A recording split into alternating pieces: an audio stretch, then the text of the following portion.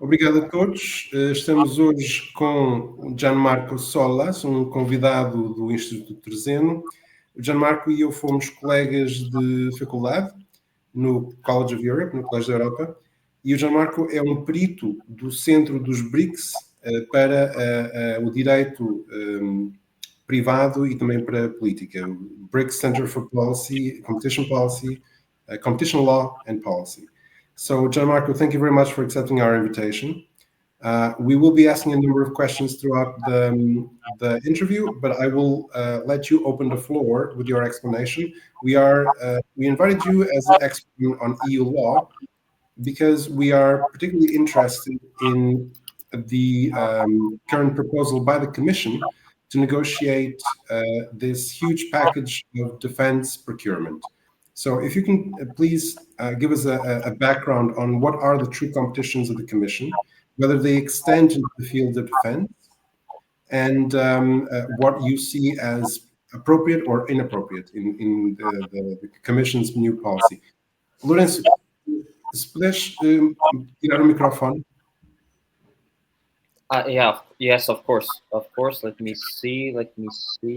Yeah, okay, I will. And I give the floor to you, Gian Marco. Thank you. Grazie. Thank you very much, Miguel and Istituto Trezeno, first of all, for the very kind invitation. I just have to do a little disclaimer. I'm happy you presented me as a European law expert because, let's say, in this moment, I do not represent the views of the BRICS Competition Center. I just giving you my free time in the evening to indeed share my views about European law and how exactly things are going with the Commission's proposal regarding, let's say, the defense and more general policies in the sphere of international relations as they are ongoing now. So I will perhaps make a bit of a little of introduction about my current research, which is about my experience about, of course, with European law. My current research is about the application of physics and mathematics to the law, which is basically the idea that human law, and in particular the European law, in history can be analyzed, let's say, rationally with a mathematical method in a way to drive rational decision-making in policy. This research part of it is already published, or another article will be published this week, this month, and then some more will be published in the coming months. So it's research, let's say, that is still now endorsed yet by the BRICS Center. It's just my research that I will use for this interview. Just a bit of a brief explanation about it. Basically, it's the idea that, let's say, European history and European law can be analyzed in interrelated cycles. So the progress of human history can be analyzed in interrelated cycles, sort of starting from ancient Greece, ancient Rome, Renaissance, the Napoleonic era, the European treaties, and so on and so forth. So this modeling allows us to understand a bit where we are right now. We are, let's say, in the lowest part of the cycle, in a situation when Europe is a bit, let's say, in a very complex situation, meaning that it is facing problems from, of course, internal problems in terms of competitiveness. And even there, the problem comes because we do not analyze the law with mathematical method. For instance, we do not analyze the weight of the law. So if we always issue new regulations, it's like you're putting nets in the ground. The flowers will not emerge. So this research about the physical dimension will also help there, but that's not the topic of the conversation today, but it's rather, as you said, let's say the defense or international relations policy. So even there, I think there is this research and these findings help a lot in the reasoning, meaning that the physical mathematical analysis of the law tells us that the law is rational. It is, let's say, the result of the legal experiences we've made in our history. It's the result of our local traditions. It's a result of our reality. And European law helps indeed, could at least help indeed to solve this moment if we followed it. For instance, Article 3 of the Treaty on the European Union tells us that the European Union's aim is to promote peace, its values, and the well-being of its peoples. That international relations, we should promote indeed peace, the development of international law, sustainability, and so on and so forth. And if we only read indeed these provisions, we see that the current, let's say, defense or international relation policies do not seem to fit in what was the actual scope of the European Union, which was indeed to promote peace and the interests of its and the well-being of its people. So in this definition, so in the strict definition of European law and its scope, do not fall. Ukraine is not part of it. So we are undertaking some policies that might have some intention to, let's say, try and protect some people in Ukraine, but in fact, let's say, do not fit what the law says. That is about promoting the interests of the European people, the European Union people, and to promote peace abroad. How do we promote peace abroad? So the proposal of the Commission is to REARM. We have already spent 150 billion in funding weapons, funding, let's say, the war in Ukraine. We are going to spend 800 billion more. At least that's the idea. That's the proposal of the Commission, and that does not seem to fit, as I said, with what is what the European law says about it. But why is the mathematical physics analysis of the law important? It's because it allows us to make let's say, the mathematical scenario of this proposal. So on one hand, we have let's say the non-application of Article 3 of the treaty, so the aim to promote peace, which is what the Commission is promoting, and that scenario has costed us already 150 billion plus potential 800 billion in potential new funding, plus one cost which cannot be estimated, which is the cost of life of Ukrainians, the cost of life of Russians. So that cannot even be estimated, for instance. But we have another scenario. The law gives, so if you only look at the law and we analyze it in mathematical terms, we have another scenario. It's the scenario to use diplomacy, to use legal resolution means. So the idea would be to just set up a team of experts and actually talk to Russian. In this respect, I was a bit puzzled by the words, for instance, of the High Representative of the EU, that she does not want to talk to Russia. Well, that's her job. I don't think she's been obliged to take on that post, but if she decided to take it, I think she should be trying to. She also speaks Russian, for what I know. I also do a little bit, probably much less than she does, because she's Estonian and most people speak or at least understand Russian there. So I was very puzzled, surprised that she didn't want to do her job, so to do what European law actually states. Also because, as I said, if we look at the mathematical consequences of using the law, we will understand that will be, let's say, only the institutional cost, the cost of basically setting up a team of diplomats, a team of experts, a team of lawyers, and that will certainly be much less than 950 billion plus infinite life costs of what we are spending right now. So that is where in mathematics helps us. It helps us to think rationally. Mathematics plus law, I think it's a great combination that hasn't been explored yet and in depth by the literature. I actually am in Russia because I could not find a research center that wanted to explore this dimension, the mathematical dimension of the law. Lawyers normally are a bit reluctant to engage in mathematics. They think it's a complex thing, but in fact, mathematics is everywhere. We cannot really escape mathematics. Gian Marco, if I may just interrupt and be a bit of a devil's advocate. You are trying to explain to us the rational perspective of law. What would you say to the accusations on the part of the EU specifically, but the West in general, that because Russia violated international law, then until the situation is rectified, well, militarily or politically, then there is no other solution than to defeat Russia and go back to the status quo ante. Thank you for the question. It's a very, let's say, interesting question, because the law also helps there, the law and mathematics. We have, for instance, Article 47.2 of the European Charter of Fundamental Rights that says that everyone is entitled to a fair public hearing, reasonable time by an independent and impartial tribunal.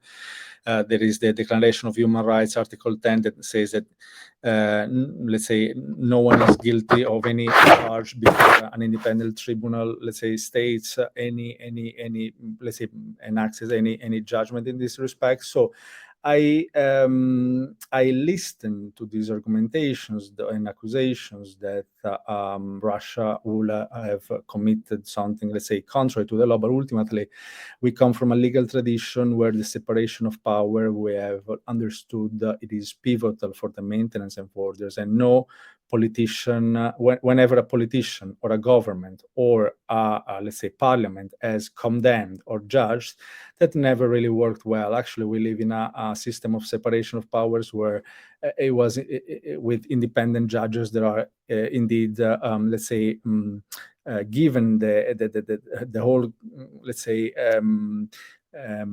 guarantees to provide final judgment. So I understand the question and I listen to this type of argument, but I do not really see why people who are not judges could give judgment on something which has happened factually and it's not really clear how things went, because I also know the opinions of Russia. I do not want to, let's say, enter too much into that, but there are very different opinions about facts, and I do not see how our European opinion will weigh more than the Russian ones. I think the parties are equal, and the European law and the UN Declaration on Human Rights already help to sort that situation when there are difference of opinions. It's totally fine to have difference of opinions, as long as that difference, let's say, gets resolved in a legal manner. And that is where also the discussion I made earlier makes the solution desirable, because let's say going for diplomatic and legal means, as the law actually states, has very little to no costs, while going for the accusation and condemnation, particularly by bodies who are not independent tribunals, as a cost, as a huge cost. So there it comes again. If there was a mandate, say, hypothetically, from the International Court of Justice, or well, you can also take into consideration the ICC's arrest mandate for the Russian president. Would these bodies not be credible enough for you to justify then the politicians pursuing a legal mandate? There is a principle already from the Roman law, which is, I will tell it in Latin because I'm a Latinist. I was about to publish this book called De Legge et Amore, which is about, as I said, the physical and mathematical dimension of the law. Anyway, this principle is called inaudita altera partem, which it means that you cannot really make an accurate, let's say, determination unless you hear the other party. And from what I know, no one has heard the Russian opinion. No one has actually wanted to really listen to the Russian opinion. I've been listening a lot of it.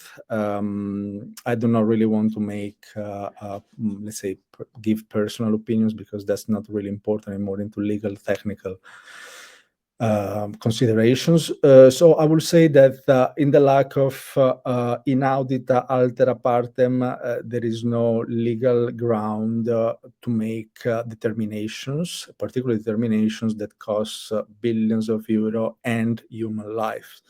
So it could be anyone that, whatever, let's say, whatever institution or whoever gives an opinion or an accusation about something, if that accusation or that opinion is made without listening to the other party.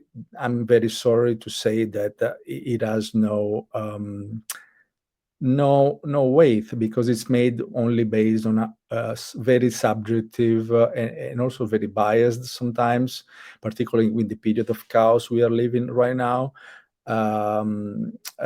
view about the facts, which are factual, which are in a territory where no one has actually access, because obviously it's a war territory. So in other words, what I'm saying is that we rather stick to what the law actually says, and including the idea to listen to other people's opinions. Then one can. It is not necessary to change people's mind. I mean, but I think it's necessary to listen. That is very important.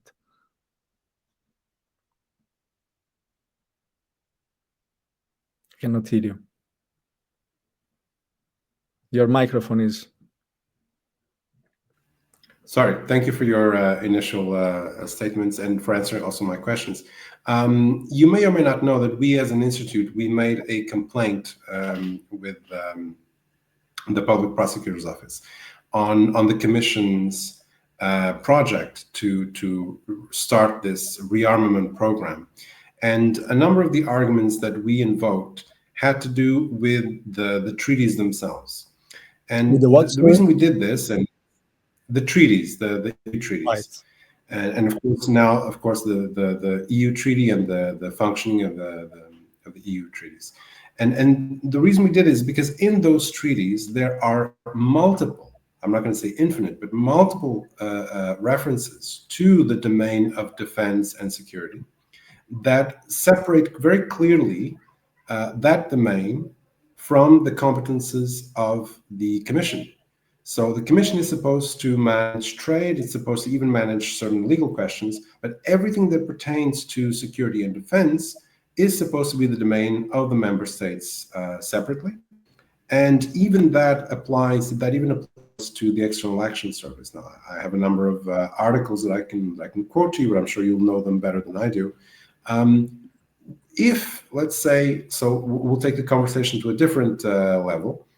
If then you claim that there is no legal mandate, what about the issue of defense? What about the issue, let's separate this rearmament program from the war in Ukraine. Let us just simply say the Commission has been mandated by the member states to carry out a procurement program on behalf of the member states with a joint fund of the EU. Could this be legal in your view? So I'm not a big expert on, let's say, European member state interinstitutional relations. I'm not a big expert on the how to say treaty legislation on procurement. What I might be a bit more expert on is instead as I said, on the physical structure of the law, and in particular on the hierarchy of norms that should govern institutions, and why is that important, particularly in this moment. But in this respect, I wanted to make a bit of a step backwards. I'm gonna do also a bit of the devil's lawyer later. I think there has been talking about the hierarchy of norms. We should do a bit of a step back in the 2000s when there was a discussion about the Constitution for Europe, Treaty of Europe, and so on and so forth. In the moment where we decided not to include the Christian traditions and the Christian roots in the, let's say, in the preamble of the Constitution of the state. So we deliberately not decided to do that. And why is that important right now? Because in a moment of chaos like the one we are, in a moment where there is confusion, where there is misunderstanding of indeed also the hierarchy of norms, the interpretation of norms, Christianism have very well helped in this situation. That if you just apply, just to make an example, teaching of Jesus to love your neighbor like yourself, we have two neighbors we will have acted as a mediator rather than jumping into the rearmament and into the funding one part of the conflict rather than the other. So that is one thing I wanted to say. The other thing that I think is important is in the hierarchy of norms, the scope of the union, which is that to promote peace, comes first, then comes before. I mean, it has more weight than the rules on procurement in defense matters, meaning that the first thing Europe and the Commission should and can still do, because I think it can still do, and I really hope it does, is to promote peace by diplomatic means. So to try and act as a mediator. I think I think in very Christian terms, I think it's possible to change people's mind. It's possible to, let's say, have forgiveness and reconciliation and to, for the scene. I really think like that. So I still think it's possible to make a step backwards and use the fundamental laws on the scope of the European Union, which is that to promote peace. And I really hope we didn't lose all the credibility on that.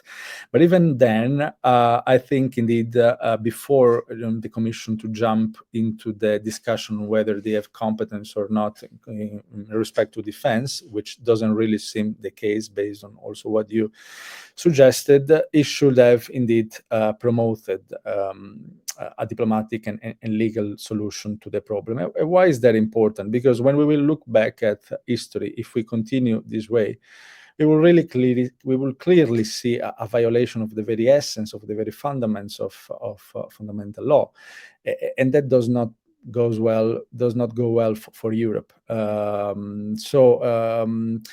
That is where I think, as I said, the Christian traditions and the fundamental laws could have helped in this circumstance. Of course, the European Union is a very imperfect architecture, so there will always be these discussions and, let's say, conflicts between competence, particularly in fields that are, let's say, traditionally of national nature, such as defense. Defense armies really have a national, let's say, a patriotic type of approach. They do not really want to give up that tradition to someone else. So I also understand member states do not really want to give up on that. And I also understand that the Commission could be the entity that will be able to coordinate. But before then doing that, I think the law and mathematics, as we said, suggests something else.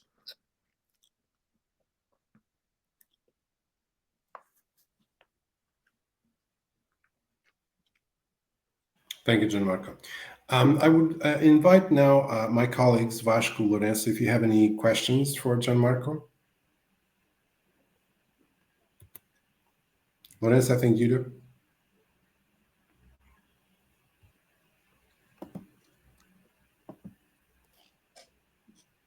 do. I just can't remember what it means by VDS. If I remember, VDS, I say a technical term. I didn't understand. Sorry. I can't understand what was VDS. It's a specific term. Probably VDL, van der Leyden. Okay. Yes, okay.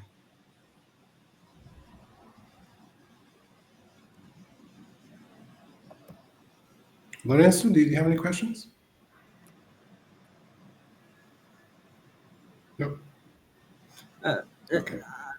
I think I will put one question as you presented as a physical, as an physical structure of law, and comprehensive of this kind of institution. What do you think that is more dangerous in the REARM program of the von der Leyen Commission? That is a very good question, I have to say, because we know from the analysis of history that all world wars have started with a rearmament. And that is because people are governed by fear. people are, when they see the counterparty rearming, they rearm, and then they maybe do some attack, and then the other do some attack until things really explode. So now Russia sees that Europe wants to rearm, and probably it's like a cause effect, is like a dynamic type of effect until that goes very badly. That is basically what is happened in previous wars. We have known that every world war has started because of, let's say, of a dynamic of rearmament. So it's a dynamic that happens. It can be studied with game theory, when the other party does not really know what the counterpart is doing, tries to act in a protective manner. But the danger is not the only one. It might also be a more dangerous scenario whereby, people just do not want to spend all that money in rearming their country. They do not want to give up their social services. They do not want to give up health, schools, anything that is a social service, particularly in the south of Europe, but also in the north. We have, let's say, very socially oriented states with services that are very important, including also in the Netherlands where I've been. So people might just not want that solution, leading to a distrust in the European Union. And ultimately, if one state might, let's say, start, like for instance Spain, if I'm not mistaken, has not agreed on the 5% of the NATO, if I'm not mistaken, the others might start, and there might be that kind of dynamic whereby the European Union could also disaggregate, which is something nowhere really wishes, because particularly for people like us, we've been traveling, we've been doing the Erasmus, have enjoyed, the European Union benefits. No one will ever want to go back to a system of closed national states where it's difficult to travel, where it's difficult to call, and so on and so forth. So the physical, let's say, real dangers of the rearmament are those two, at least. One is the fact that it might start a dialectic of, let's say, of war or real war, because obviously if Russia hears that the EU is rearming, obviously they will not remain still. And second is that dynamic might give rise to separatist or movement or disaggregation type of movement. So particularly when such a decision is not backed by democratic let's say, will. We know that the European Union has democratic issues. I'm not, we can criticize that, but also it's also important to recognize and the fact that we can grow more as a union if we strengthen the democratic part. But if we don't use the democratic mean, like to check what people want, in the case of the rearmament, let's say it will be pretty dangerous also from that perspective, how to say. But we talked about history, we talked about physics, we talked about solutions, let's say concrete problems, concrete solutions, and history. The history of the European Union already gives us the solution in this respect. It's a solution that was already presented and thought about by de Gaulle. It was then also taken by Chirac, if I'm not mistaken, and also by Macron, also Putin, also Medvedev liked it, and it's the idea to make, let's say, an integration between a possible integration between Europe and Russia, where people would be free to circulate, to study, like I did, because I know Russia thanks to the Erasmus. I've been here in 2009 and studied here, so I know it more than other Europeans that have not been here. And ultimately, it's the idea that was at the foundation itself of the European Union. So the idea that countries that went through World War II, that were killing each other at the front, have then decided to do, let's say, to jointly manage the materials, the physical materials that were being used for war, so coal and steel. So if we project that solution, which has worked pretty well with its own limits by all means, but for sure France or Germany did not make any other war between each other.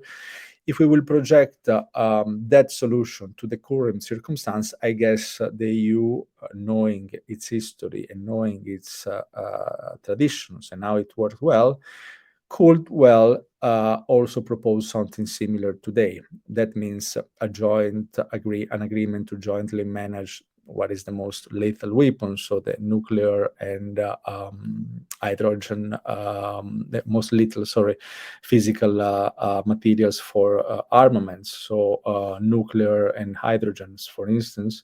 It could think of let's say, some sort of agreement for freedom of circulation, Erasmus with Russia and so on. So because people know each other, because now there is a lot of trust being lost, some sort of trade mechanisms to help goods and services to freely circulate, because ultimately that's what history is all about, like to learn from experience, to not repeat mistakes. Napoleon, for instance, has attacked Russia. It has lost, but it also has done a civil code that still it's influencing all civil law jurisdictions today. So we should avoid the mistake of Napoleon and take the good of Napoleon, which is maybe to write a code together with the modern technologies. Napoleon has written it on paper, on mass-printed paper.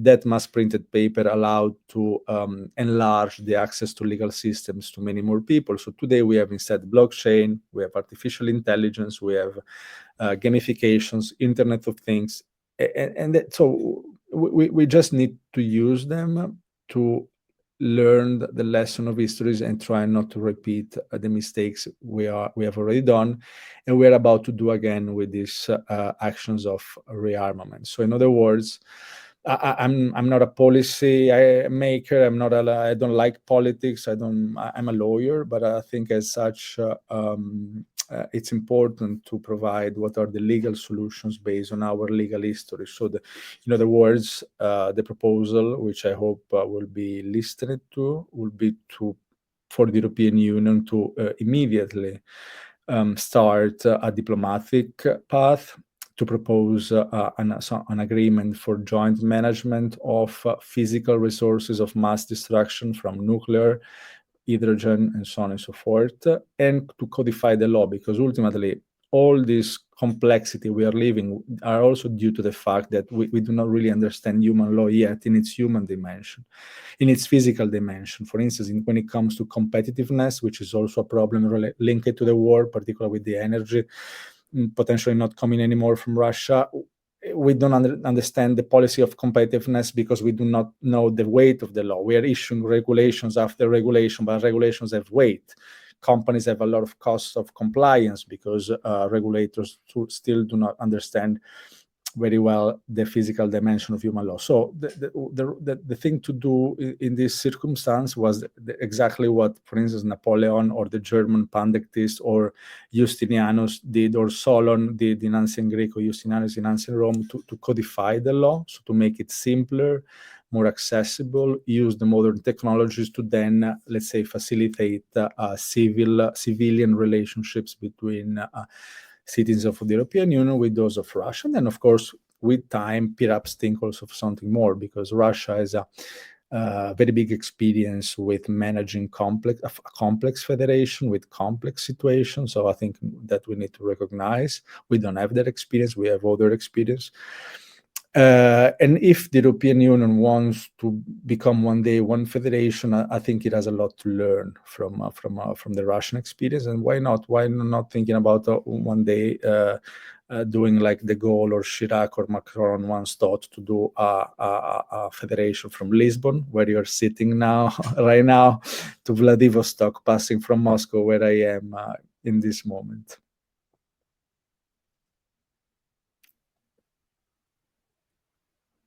Thank you, Gian Marco. I was thinking perhaps one final question would be, again, playing devil's advocate, because we want to see where the reasoning is in the European authorities. If you were compelled, if let's say that in order for you to say Ursula von der Leyen is right, I can support her based on this, what would be the necessary steps to be taken before arriving at the conclusion that we have to arm Ukraine and rearm Europe and do that from Brussels? So what other steps would you have to take in between? I imagine that you would say you would have to go through arbitration first, then the Security Council. I mean, what would be those steps before we arrive at the solution that the Commission wants to implement now? I think in terms of legal step, the first thing will be to set up a diplomatic team. So serious people, serious with experience in Russia, that know Russian language, that know Russian culture, people who can really be able to sit at the table with someone like Lavrov, which is a top diplomat. Every time I listen to him, I feel like so that is, I think, really the first step to regain credibility, because I can hear this side, and we don't have a Lavrov, at least we don't see it. So we should, first of all, I think, set up a theme. The European Commission should set up a theme that can, how to say, make a good balance, that could sit in a balanced manner with a person of that caliber. That will mean, for instance, the diplomats who have had experience in Russia, I don't know, the French or former French ambassador to Moscow, people of this type of caliber, how to say, a team of that. Make clear what is the position of the European Union, whatever that is, meaning that I'm not a lawyer for the European Commission. I do not really know exactly what is the legal basis they are using, but of course there is freedom of expressing opinion and presenting their opinions and propose that to Russia in a formal diplomatic protocol. I think this proposal should also include what the law actually says. If there is a conflict, and it's fine to have different points of view, the decision should not be looked at by a special tribunal, because that's not what the law says. There has to be an independent one that looks at facts, supported by modern technology, and eventually tries to get the best solution for the parties, but also trying to look a bit further than that, because, as I said, we have the experience to look further than the conflict, and now to build a durable peace between countries that were at war with each other before. So I think, to repeat, there should be, first step, setting up of a serious diplomatic mission that proposes whatever, let's say, position the European Union has about the conflict. And that proposal should also include the fact, as the law suggests, to solve disputes by a due process according to Article 10 of the European Nation, of the United Nations Declaration on Universal Rights. And then to try to look further, as I said, to try and bring to the table that experience, because Russia ultimately does not have that experience of integration post-war. They have other experiences, but they do not have that one we had of the creation of the internal market and so on and so forth. So that, I think, is where the strength of the EU is, or could be. And I think there is still time for it before spending additional 800 billion and risking to disintegrate the European Union and the welfare states for a matter that could be solved, let's say, with legal and diplomatic means. Besides, of course, very important, the saving of lives of both Ukrainian and Russian soldiers, because lives is equal. We're all equal. We all want. No one really wants anyone to be in that circumstance. Imagine being your son or even daughter in that circumstances. So there are a lot of Russian and Ukrainian people at the front, and I feel it for them. And I think Europe should not be fueling that situation.